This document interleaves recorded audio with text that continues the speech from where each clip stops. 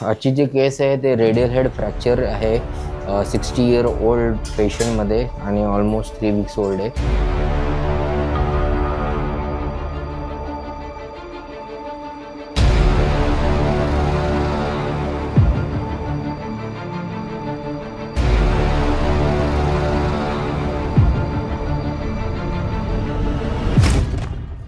त्याच्यामध्ये आपण आता बघितलं की रेडियल हेड जे आहे ते आपण एक्सरसाइज केलं आहे. तर बरेचदा ओल्ड एज पेशंटमध्ये अगोदरच्या काळात रेडियल हेड एक्सरसाइज करून टाकायचे, त्याच्यानंतर मूवमेंट यायच्या, परंतु इन्स्टॅबिलिटी राहायची एल्बोमध्ये.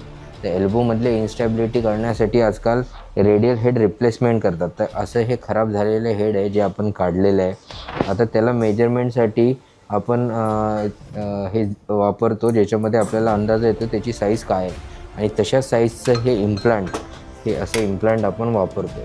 तर अशा टाईपचं इम्प्लांट वापरल्यानंतर पेशंट सेकंड डेपासून सगळी मूवमेंट करू शकतो. आता हे त्यामधलं ओरिजिनल इम्प्लांट आहे ज्याच्यामध्ये आपण हे आतमध्ये टाकणार आहे. इथे हायड्रॉक्सी ॲपेटाईट कोटिंग असल्यामुळे ते बोनचा पार्ट बनतं आणि पेशंटच्या मूवमेंटसोबत ते ॲडजस्ट होतं.